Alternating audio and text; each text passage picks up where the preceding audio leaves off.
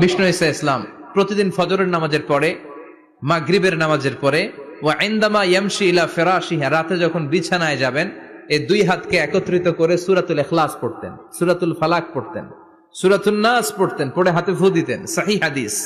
ফু দিয়ে এই ফু দেওয়া হাতটা সারা দেহের মধ্যে ইয়াবদাউ বিহিমা রাসাহু, মাথা থেকে শুরু করে পা পর্যন্ত এভাবে মেসেজ করে দিতেন, মালিশ করে দিতেন। সুবহানাল্লাহ পড়েন।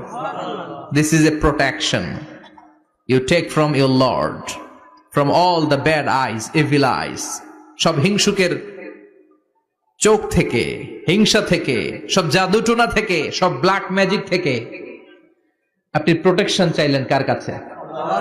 সকালবেলা যদি এই তিনটা সূরা পড়ে ফু দেন, এটাকে আরবিতে বলে কুল আস-সালাসা, কারণ এই তিনটা সূরা শুরুতেই কুল আছে না নাই? কুল হুয়াল্লাহু আহাদ, কুল আউযু বিরাব্বিল ফালাক, কুল আউযু বিরাব্বিন নাস,